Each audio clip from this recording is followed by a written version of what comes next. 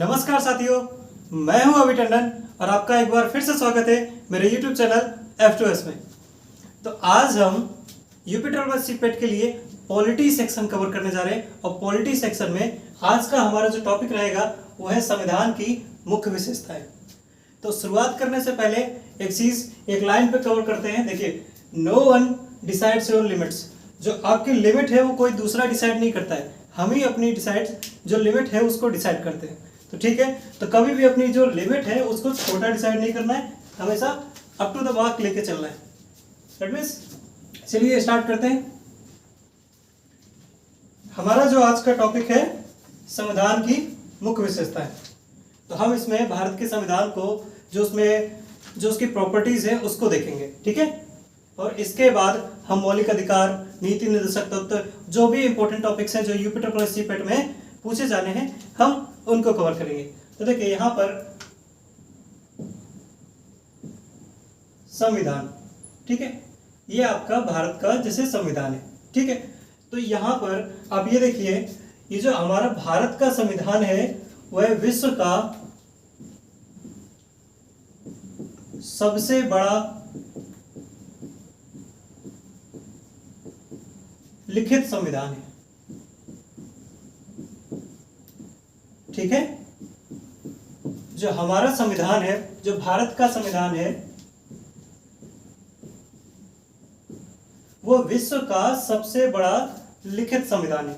और इसमें एक प्रॉपर्टीज और है कि यहां पर देखिए, जैसे अमेरिका में दोहरी नागरिकता होती है और ब्रिटेन में एकल नागरिकता होती है, तो हमारे यहां भी एकल नागरिकता है।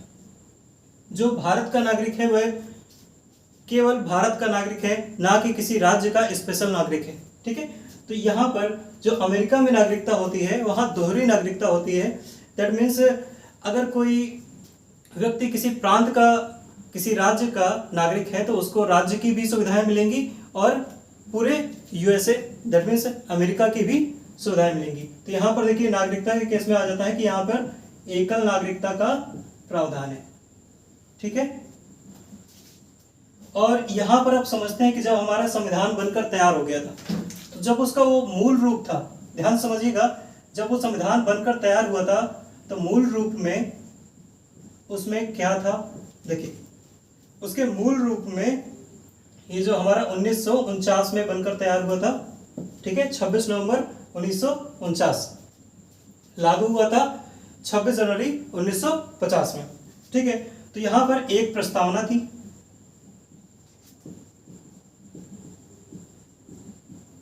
एक प्रस्तावना थी और क्या था, 395 अनुच्छेद थे,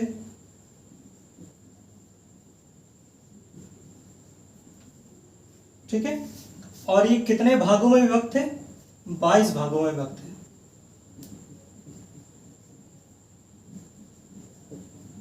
22 भागों में विभक्त थे, ठीक है।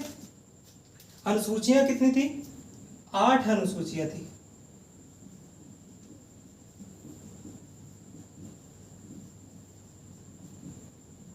ठीक है, 8 अनुसूचियां थी। तो जो हमारा अब वर्तमान में जो संविधान है तो उसमें देखिए, जो आपका वर्तमान में एक प्रारूप है, संविधान है, उसमें क्या क्या है। देखिए, अब हमारे पास एक ही प्रस्तावना है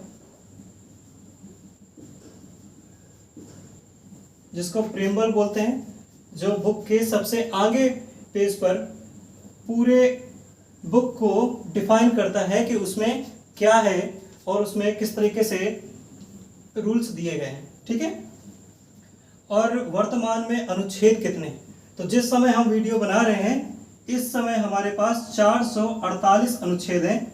जब आपका एग्जाम हो तो आप YouTube में या कमेंट बॉक्स में आप लिख के बता दीजिएगा, या गूगल में आप सर्च कर लीजिए कि लिख के जाइएगा कि वर्तमान में आपके पास कितने अनुच्छेद हैं, ठीक है।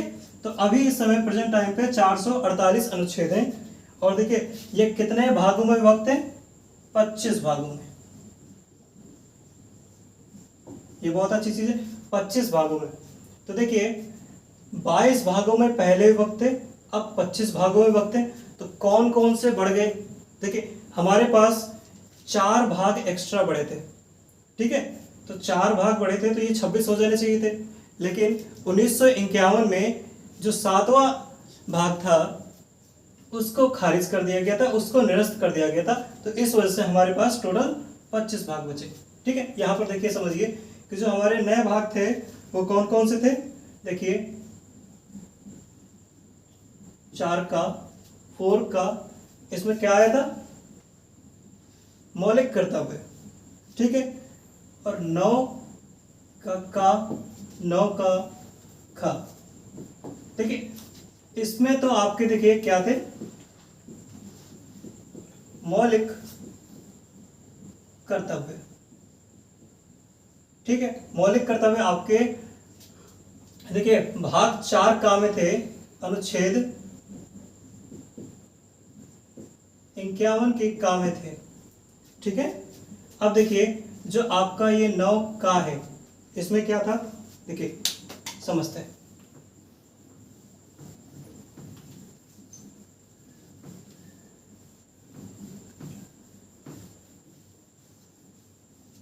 अब देखिए जो ये 9 का का जुड़ा हुआ है, और देखिए यहाँ पे 9 का खा जुड़ा हुआ है, और एक और जुड़ा हुआ था 14 का।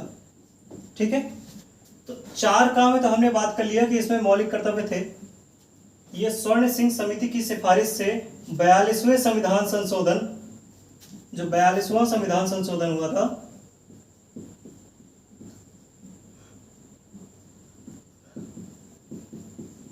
उसके तहत ये जोड़े गए थे। और प्रारंभ में कितने मौलिक कर्तव्य थे, 10। ठीक है, और जो 11वां कर्तव्य जोड़ा गया था वो कब जोड़ा गया था, 2002 में 86वें संविधान संशोधन द्वारा। ठीक है, और इसी में कहा गया था कि प्रत्येक माता पिता का, प्रत्येक अभिभावक का कर्तव्य है कि वह अपने 6 से 14 वर्ष के बच्चे को प्रारंभिक शिक्षा दे। ठीक है, प्रारंभिक शिक्षा अनिवार्य है या उपलब्ध कराए। ठीक है, तो ये देखिए ये जो संविधान संशोधन किया गया था, ये जो विषय डाला गया था कि 6 से 14 वर्ष के बच्चों के लिए अनिवार्य शिक्षा, ये मौलिक कर्तव्य में भी था, मूल अधिकार में भी था, मौलिक अधिकार में भी था। ठीक है, ये मूल अधिकार में कहां पर था, मौलिक अधिकार में 21 के का अनुच्छेद में है। ठीक है, और नीति निर्देशक तत्व के अनुच्छेद 45 में इसकी भाषा को सिंपल किया गया था, और इसमें भी इसका वर्णन है। देखिए नीति निर्देशक तत्व, अगर आपसे पूछ लिया जाए कि ये जो 6 से 14 वर्ष के बच्चों के लिए अनिवार्य शिक्षा का प्रावधान दिया गया है, ये किसमें वर्णित है, तो देखिए ये आपका मौलिक कर्तव्य में भी है, मौलिक अधिकार में भी है, और नीति निर्देशक तत्व डीपीएसपी में भी वर्णित है। ये डीपीएसपी में अनुच्छेद 45 में, मौलिक अधिकार में अनुच्छेद 21 का में, और यहाँ पे मौलिक कर्तव्य में जो 11 यहाँ पर मौलिक कर्तव्य दिए गए हैं, प्रारंभ में 10 थे, 2002 में एक और जोड़ा गया। ठीक है, तो जो 11वां कर्तव्य था वो यही था। ठीक है, आगे समझते हैं।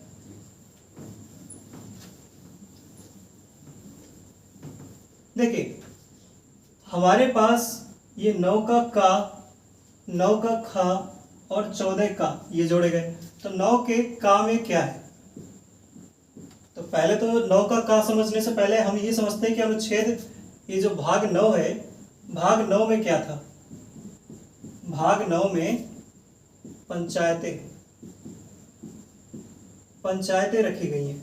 ठीक है, और ये देखिए ये आपका अनुच्छेद 243 से 243 ओ तक दिया हुआ है, ये ओ है। ठीक है, तो ये कितने अनुच्छेद हो गए टोटल, 16। ये सब अनुच्छेद हो गए, सब आर्टिकल्स। ठीक है, इसके अंदर अभी देखिए 9 का जहां पे पंचायतें होगा उसके बाद क्या होगा, नगर पालिका, म्यूनिसिपालिटीज, नगर पालिका है। ठीक है, तो ये कहां से कहां तक दिया है, ये 243 से आपका 243 जेड तक, पूरा लास्ट तक, ठीक है, ये दिया गया हुआ है। अब देखिए ये जो आपका ये 9 का खा, ये भी बहुत इंपॉर्टेंट है। 9 का खा, इसमें हम सहकारी समितियों को रखते हैं, ठीक है। भाग 9 खा में सहकारी समितियों को रखा गया है और ये अनुच्छेद 243 का जेड एच से 243 जेड टी तक ये रखा गया हुआ है, ठीक है। तो यहां पर देखिए 9 में पंचायतें रखा गया है, 9 का में नगर पालिकाएं और 9 खा में सहकारी समितियां, ठीक है। और ये जो हमारा भाग बचता है 14 का, ठीक है, ये जो भाग है हमारा 14 का, इसमें क्या रखा हुआ है, अधिकरण, अधिकरण से संबंधित सारे प्रावधान, ठीक है। तो ये चीज हम समझ लिए, ठीक है, आगे बढ़ते हैं।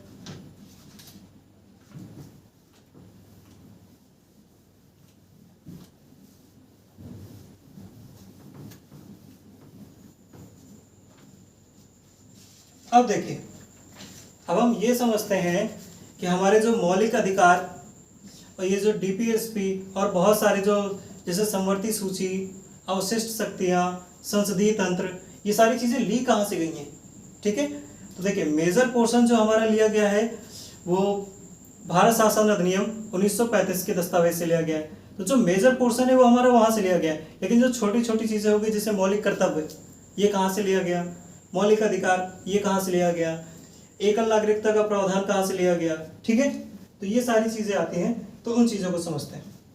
देखिए पहले हम समझते हैं कि जो हमारा मौलिक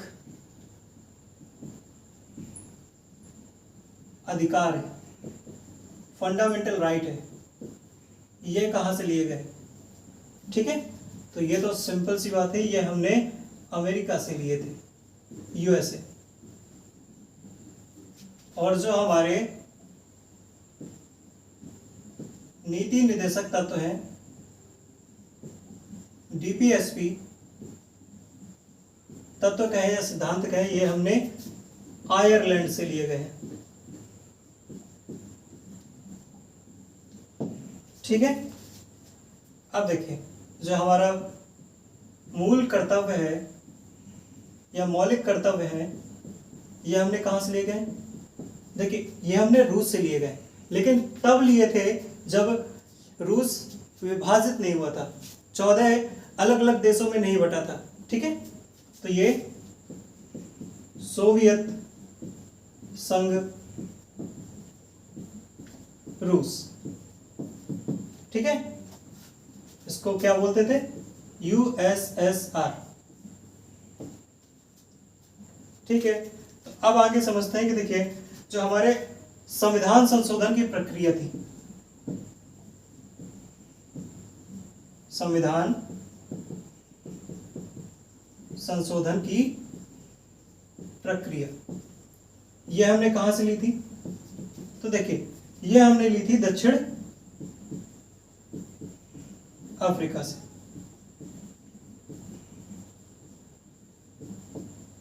ठीक है। अब देखिए आ जाता है समवर्ती सूची, समवर्ती सूची संसद के दोनों सदनों की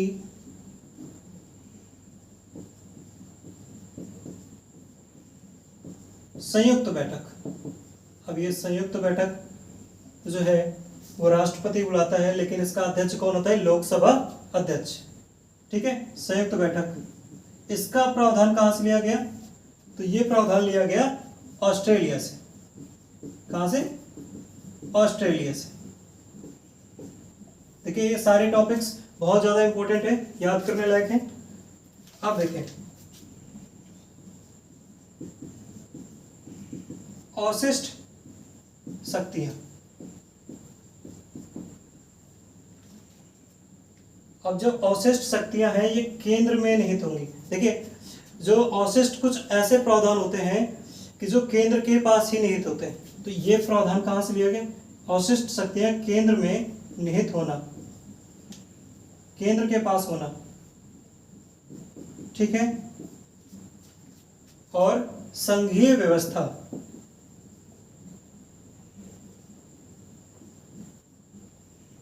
अब देखिए आपके पास ये वर्ड आया संघीय व्यवस्था, यहां से तो आप देखकर ही समझ जाएंगे कि ये कहां से लिया गया है। ये लिया गया है कनाडा से, ठीक है। संघीय व्यवस्था ये आप देखकर ही समझ जाएंगे कि ये कनाडा से लिया गया है, ठीक है। अब देखिए और देख लेते हैं कुछ।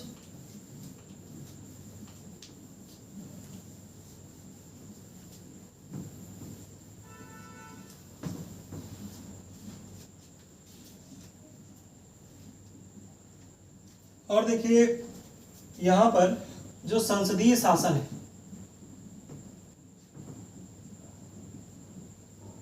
संसदीय शासन, एकल नागरिकता। अब देखिए यहां पर ये एकल नागरिकता ही वर्ड आपको बता देगा कि ये कहां की बात हम कर रहे हैं, ठीक है। विधि का शासन, अब ये विधि का शासन भी आपको ये बताएगा कि यहाँ पर ये जो रूल चल रहा है तो वो कहाँ से लिया गया है। तो आप सभी को पता है ये कहाँ से लिया गया है, ठीक है। विधायी प्रक्रिया,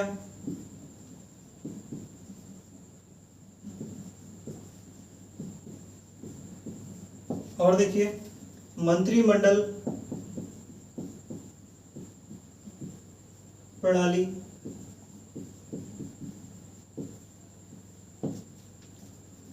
और एक लास्ट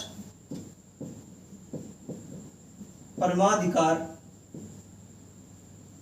लेख, ठीक है।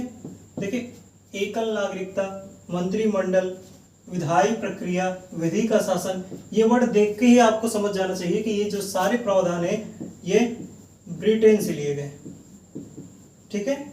ये हमारे जितने भी हैं ब्रिटेन से लिए गए, ठीक है। अब देखते हैं न्यायपालिका। अब देखिए न्यायपालिका हमारा जो एडमिनिस्ट्रेशन है और उससे न्यायपालिका एकदम से पृथक है, पूरी तरीके से अलग है। तो न्यायपालिका की स्वतंत्रता, ठीक है। और उपराष्ट्रपति का पद,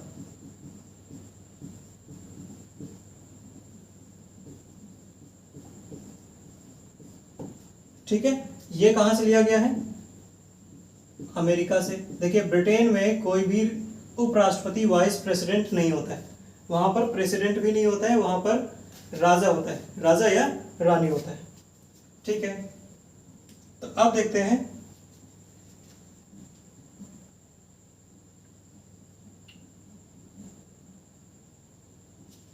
ठीक है। तो चलिए यहां पर ये चीज कंप्लीट हो गई और बाकी चीजें देखते हैं।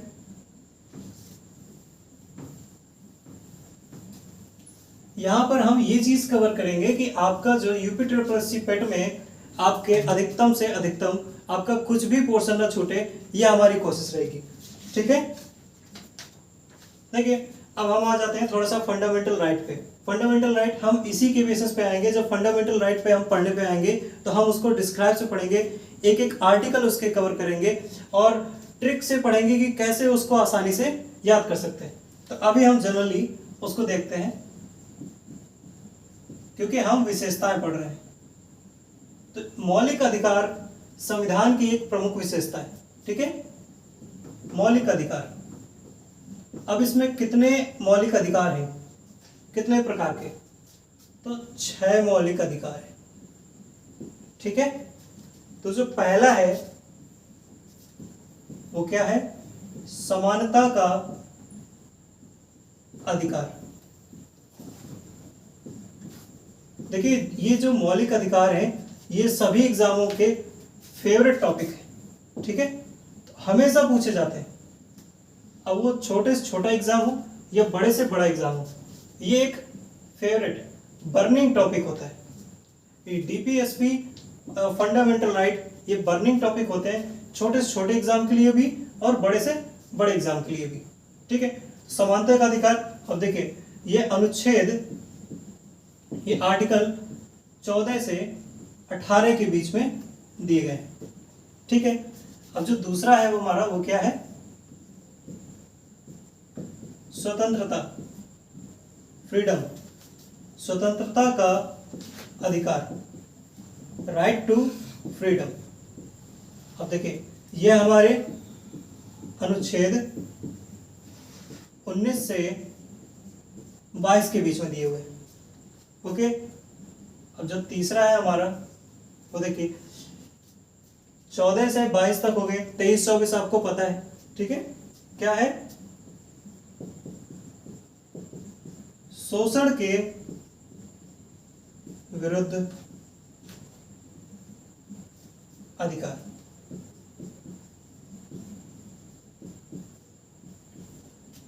ये दिया हुआ है आपका अनुच्छेद 23 से 24, 23 और 24 में।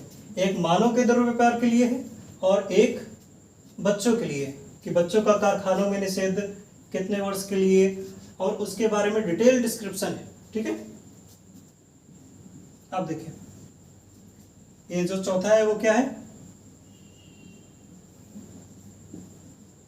धार्मिक स्वतंत्रता का अधिकार।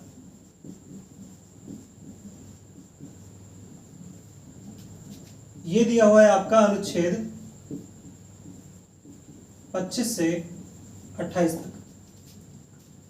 ठीक है, देखिए आपने एक मूवी देखी होगी साउथ की, सीएम भरत, उसमें जब वो शपथ लेता है तो उसमें एक वर्ड वो गलत बोलता है, अंतःकरण। ठीक है, तो अंतःकरण वर्ड इसमें धार्मिक स्वतंत्रता में अनुच्छेद 26 में स्पष्टली दिया गया है कि अंतःकरण की स्वतंत्रता, कि अपने विचार अपने भगवान के प्रति रखने की स्वतंत्रता। ठीक है, ये 5। यहां पर देखिए सांस्कृतिक व शिक्षा का अधिकार।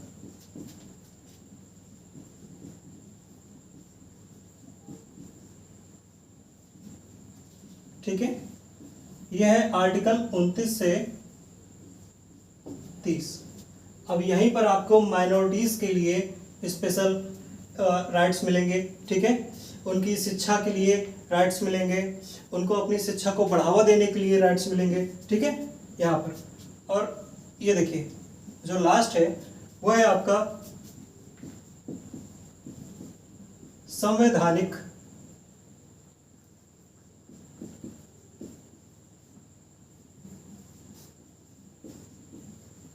उपचारों का अधिकार।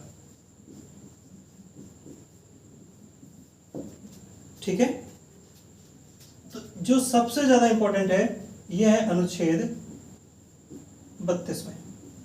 ठीक है, तो इसमें, इसके तहत हमें 5 रिट मिलती हैं, जिसके तहत कभी भी किसी भी हमारे मौलिक अधिकार का हनन होता है तो हम अनुच्छेद 32 के तहत, या सुप्रीम कोर्ट में, या अनुच्छेद 226 के तहत हाई कोर्ट में हम याचिका दायर कर सकते हैं। ठीक है, तो यह हमारे मौलिक अधिकारों के बारे में एक ब्रीफ समरी हो गई।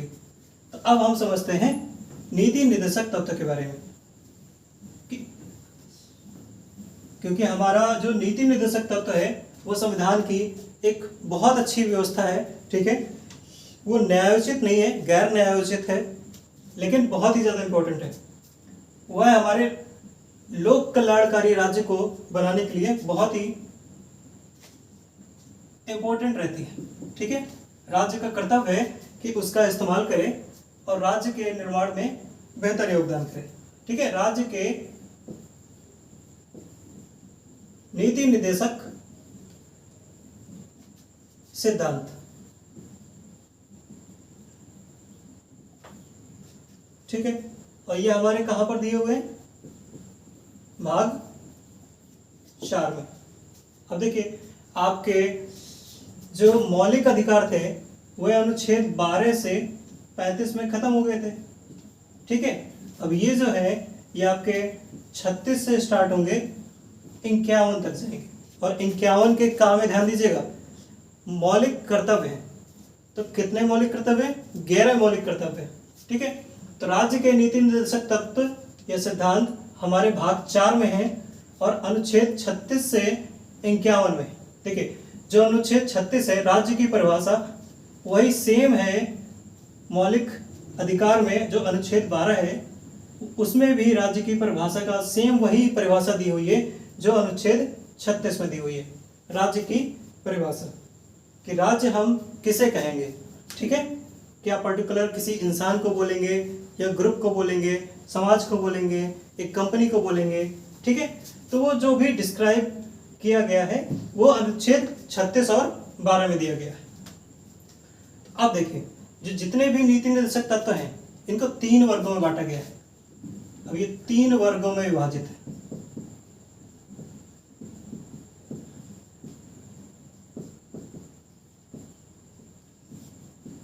ठीक है, अब देखिए 3 वर्गों में विभाजित है, दैट मीन्स जितने भी नीति निर्देशक तत्व हैं वो 3 तरह के।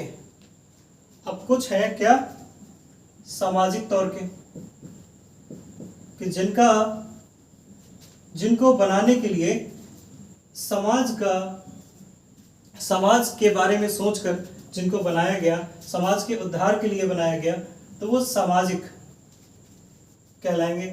जो गांधीवादी विचारधारा को रखेंगे वे गांधीवादी नीति निर्देशक तत्व कहलाएंगे, और जो अपनी बुद्धि से सोच समझ के लिए भलाई कार्य में के लिए एक समाज और राज्य के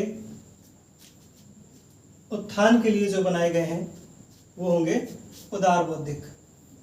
ठीक है, तो ये 3 तरीके से इन नीति निर्देशक तत्व को डिफाइन किया गया है। अब देखिए नीति निर्देशक तत्व की थोड़ी सी और बात हम जान लेते हैं कि इसमें क्या क्या थोड़ा सा विशेषता है, 1-2 पॉइंट और समझ लेते हैं, और बाकी हम पढ़ेंगे जब हम नीति निर्देशक तत्व को स्पेशली पढ़ेंगे, उसके एक एक आर्टिकल्स के बारे में जानेंगे, क्योंकि उसके सारे आर्टिकल्स जो हैं वो बहुत ही इंपॉर्टेंट है। आप समझते हैं जो नीति निर्देशक तत्व है इनका कार्य क्या है, इनका कार्य है सामाजिक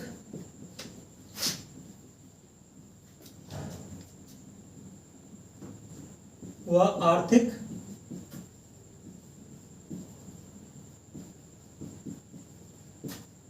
लोकतंत्र को बढ़ावा देना।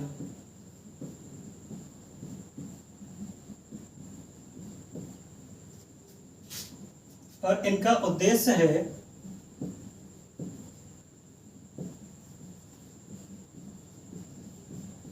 कल्याणकारी राज्य की स्थापना करना। ठीक है, जो इनका मेन उद्देश्य है कि एक कल्याणकारी राज्य की स्थापना करना, और कैसे, सामाजिक व आर्थिक लोकतंत्र को बढ़ावा देकर। ठीक है, और बात समझिए कि एक आयोग था, एक आयोग नहीं, मिनर्वा मिल्स मामले, एक मिनर्वा मिल्स मामला था। कब था ये? 1980 में। ठीक है, तो यहाँ पर सुप्रीम कोर्ट एससी, ठीक है, सुप्रीम कोर्ट ने कहा था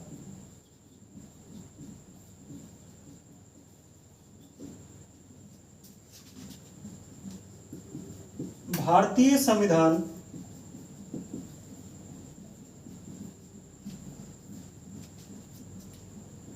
की नींव मौलिक अधिकारों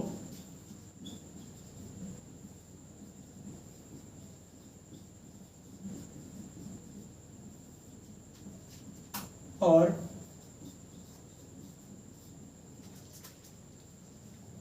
नीति निर्देशक तत्वों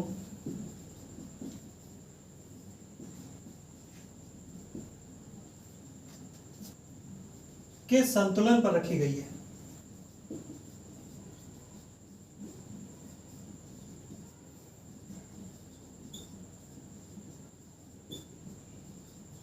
तो देखिए, जो मौलिक अधिकार है और नीति निर्देशक तत्व हैं, इनका संविधान में वेटेज बहुत ज्यादा है।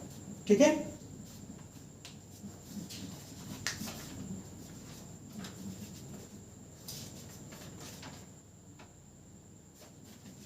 अब समझते हैं।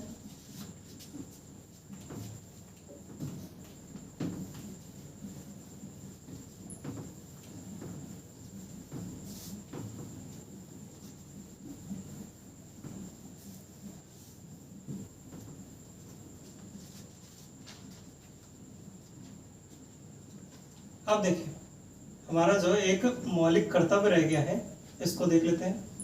मौलिक कर्तव्य, इनकी संख्या कितनी है? 11। ठीक है, तो इनको किस स्वर्ण सिंह समिति की सिफारिश के आधार पर जोड़ा गया?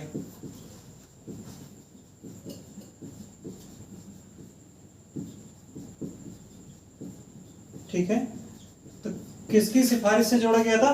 स्वर्ण सिंह समिति। ठीक है, और देखिए जोड़ा कब गया था? 1976 में 42वें संविधान संशोधन के द्वारा, संशोधन अधिनियम के द्वारा। ओके, और ये बात ध्यान दीजिए कि 2002 में 86वें संविधान संशोधन अधिनियम के द्वारा एक और मौलिक कर्तव्य जोड़ा गया था। एक और मौलिक कर्तव्य को जोड़ा गया।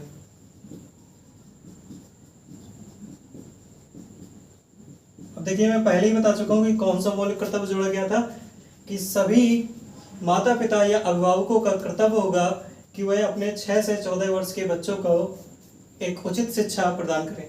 ठीक है, और चीज समझते हैं, ये मौलिक कर्तव्य। देखिए, यहाँ पर हम जो भी पढ़ रहे हैं वो ब्रीफ में पढ़ रहे हैं, यहाँ पे हम विशेषताएं पढ़ रहे हैं। ठीक है, जब हम चैप्टर में आएंगे इनके, तो हम बिल्कुल इनको डिस्क्राइब करके बहुत एक एक पॉइंट को कवर करेंगे कि आपका एग्जाम में एक भी क्वेश्चन नहीं छूटेगा। देखिए, यहाँ पर संविधान की मुख्य विशेषताएं में आपका जो भी क्वेश्चन बनता है वो इन्हीं के आधार पर बनेगा। ठीक है, अब देखिए, जो हमारा 42वां संविधान संशोधन हुआ था,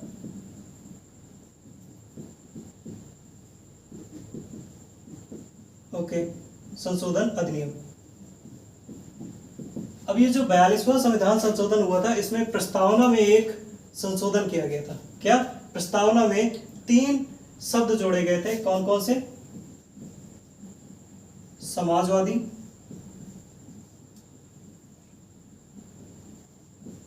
धर्मनिरपेक्ष और अखंडता।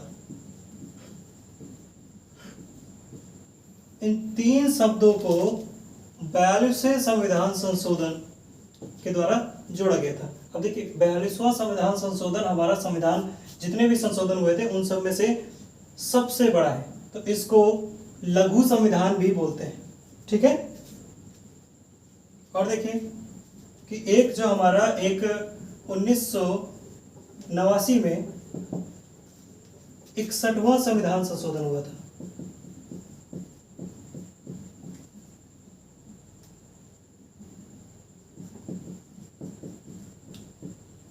संशोधन अधिनियम, इसमें क्या किया गया था?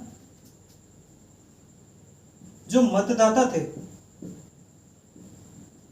मतदाताओं की उम्र 21 वर्ष से घटाकर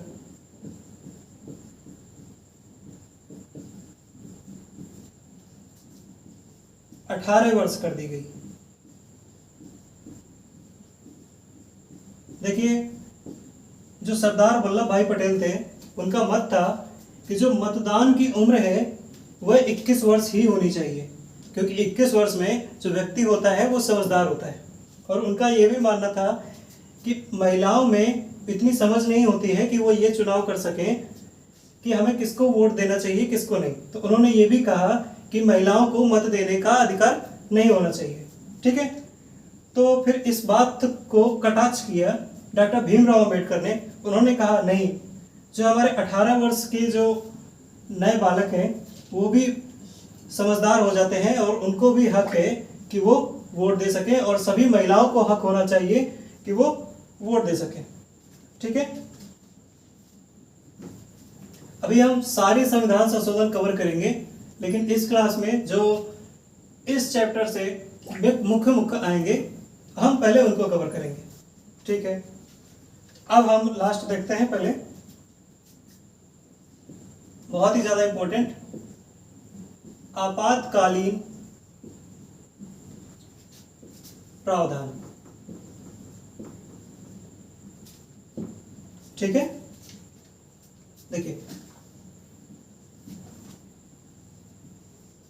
हमारे पास 3 प्रकार के आपातकालीन प्रावधान है। पहला तो आपको पता है कि अनुच्छेद 352 में है, फिर 356 में है और 360 में। ये जो नंबर दिए हुए हैं इनको तो आप दिमाग में एकदम से बैठा लीजिए कि ये है क्या, दिमाग में रटे होने चाहिए। ठीक है, तो यहां समझिए, पहला है राष्ट्रीय आपातकाल।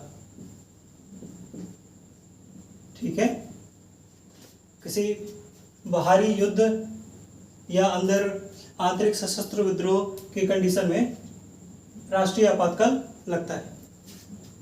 ठीक है, जैसे चीन का युद्ध हुआ था, पाकिस्तान का युद्ध हुआ था, या इंदिरा गांधी के टाइम पर आंतरिक सशस्त्र विद्रोह हुआ था, तो उस टाइम पर 3 बार ये राष्ट्रीय आपातकाल की स्थिति आई थी। और दूसरा केस है राष्ट्रपति शासन।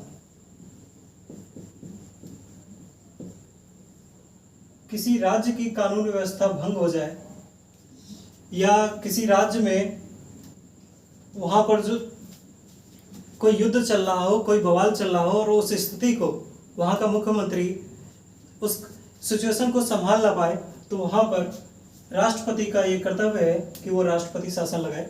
ठीक है, और वहां पर जो सारी शक्तियां प्रभावी होंगी वो राष्ट्रपति की होंगी।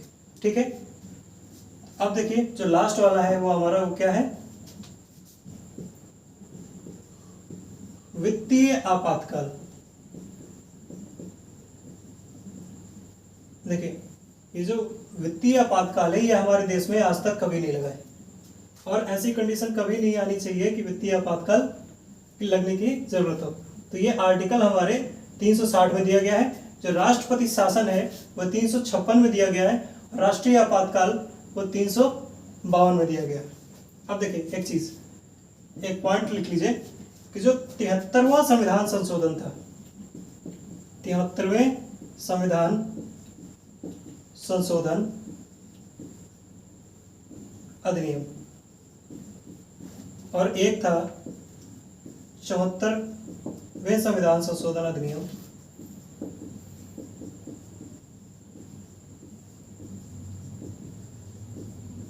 अब इनके तहत क्रमशः 2 चीजें जोड़ी गई थी। जो 73 संविधान संशोधन अधिनियम के तहत जोड़ा गया था पंचायतें। ठीक है, भाग 9 में। ठीक है, और 74वें संविधान संशोधन अधिनियम में क्या जोड़ा गया था, नगर पालिकाएं, म्यूनिसिपैलिटीज।